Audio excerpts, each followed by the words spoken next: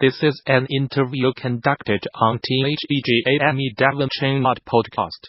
DD 2019 is in a month, and it's a time for many indie developers to network and pitch their games to investors. Rebekah Saltsman is one channel at Finji, which makes and publishes indie games. She has a decade of experience listening to and making pitches and is gracious enough to share her insight with us.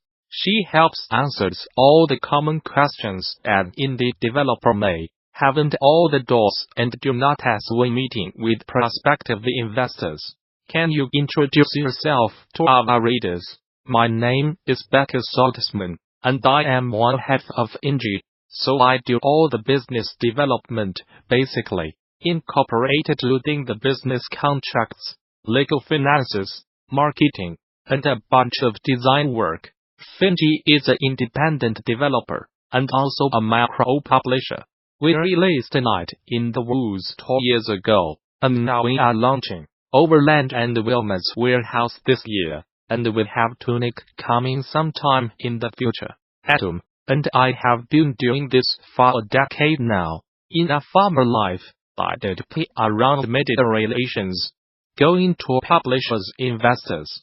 I am doing a talk at GDU about pitching, and the title is, like very clickbaity, which is, so you are ready to pitch to a publisher. You are not.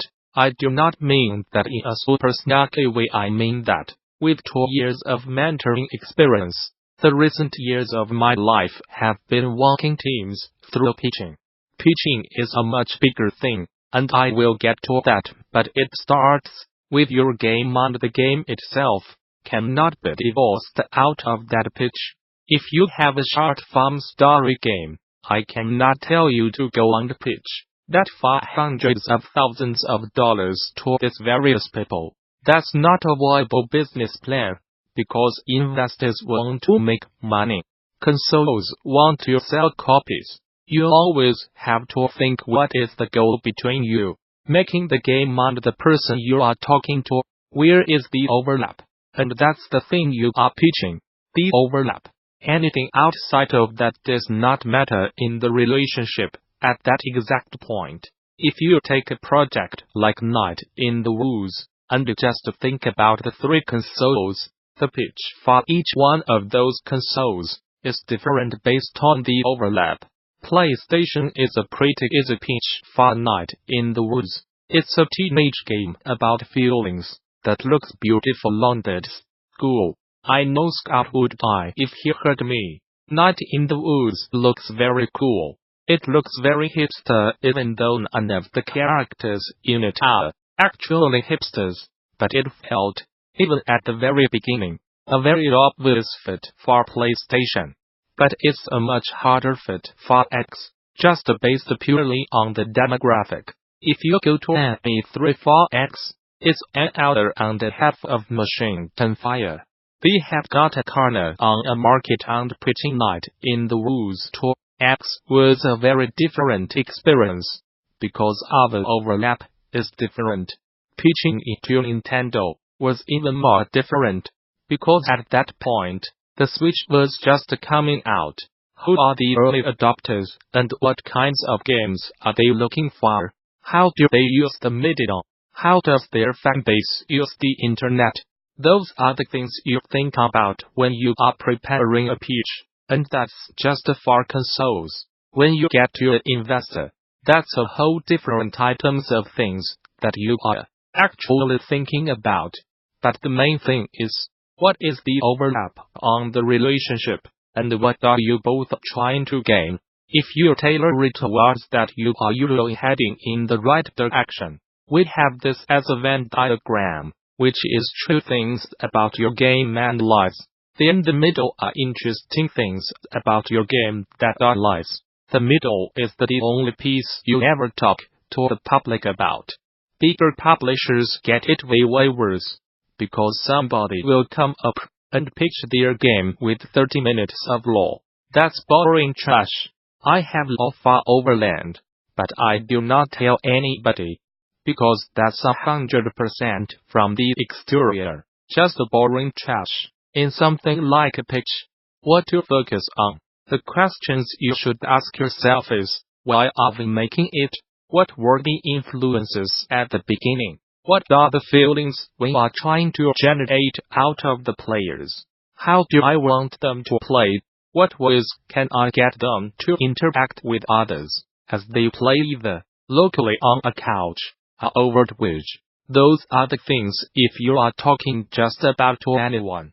That's the thing that helps them share your content. If it's a confidential pitch document, I am looking at like 5 pages of what essentially looks like a magazine spread on like a keynote, something that I have burned off to a PDF. That changes compared to the types of enthusiasm or excitement I get on show floor.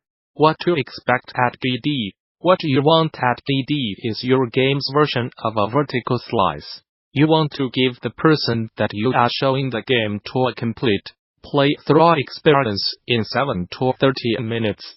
Basically a demo, and you want it to be as polished as you can make it, without hurting yourself.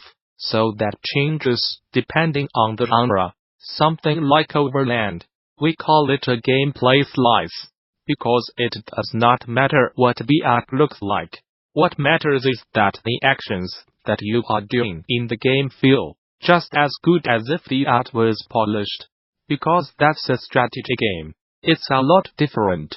But if I showed up with a not complete night in the woods vertical slice, why are there pink boxes floating around? This is awful. I cannot figure out what's going on. Because you need the context of everything that you see. So your vertical slice or your gameplay slice needs to be complete, and you should be able to do it in a 7 to 30 minute playthrough. Far Night in the Woods first demo, you have a really long conversation with the mom, but as soon as you got out you had a fight with the old guy. Overland can sometimes take 7 to 15 minutes because do you need to get them into a position where they have a close call where they escape something that should have killed them.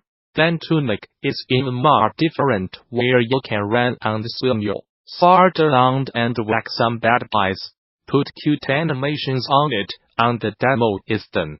The fox is amazing, because you understand it's a character with a shard, so much tuning on. As long as your combat feels good, that's the important thing for Tunic. The combat is realistic and the animation is whimsical and people are impressed with that, and then the art is the frosting on the cupcake. If you are talking to me, I got 30 minutes, and I need to be able to see it as fast as possible, because I got something going on 15 minutes. After other 30 minutes is up. Finding that sweet spot, I guarantee you as a dev team, you are probably not going to find it. You need to bring friends over. You need to sit down. You need to have them talk to you while they play. You need to listen when they tell you, this is not fun. This is opaque. I cannot figure out what's going on. The way is really tricky. The buttons feel sticky. If you are going to take a game with gamepad controls and you have platformer or something, try to make that one level feel really good. Because imagine trying to play Super Meat Boy or something like a demo level and the controls suck. It would just be so frustrating. You just die over and over and over again. That is a reasonable ask, because it could even be just one celestial level. That could be a vertical slice, or you the 2 screens wide, and the controls feel amazing. That way somebody who understands games are publishing they be able to say, there's something here. We could dig this out. What are they planning on doing? Then the publisher would ask for more info. Things to impress investors right away. One is to focus on the art style. I do not mean that in kind of a weird way, but what's special about the art style and what makes it different. So if I look at a screenshot, I want to think about your game, and not necessarily someone else's. Second, do not sell someone else's game better than you sell your own. Like this amazing thing that sold 8 billion copies and this game that's sold 8 billion copies. I would just feel like playing those other 3 games. You just sold them really well. Finji had to be really careful with this, because journalists actually called Overland years ago some Misorican trail, which is not true at all. I do not necessarily want someone talking about some when thinking about Overland. The third thing is know your audience. I have sat in many pitches and watched many pitches and where somebody will literally say girls will not play my game. They will make some sort of offhand, gender-biased comment about their players and they assume their demographic does not allow women players. Even though, as publishers, we know the strategy genre and the fighting genre there is a gender disparity. We do not necessarily want there to be one. We want to sell more copies of the game. If we think that you are already being exclusionary, it makes us super sad. Why would you think that nobody would want to play your game? In your brain, everyone should want to play your game, including my grandma and my mom and my in-laws. That's the kind of enthusiasm I want to see. But it's happened multiple times during a pitch that quote, girls will not play WoW. This is a repost from Dev Unchained. The original article can be found here with resources and links.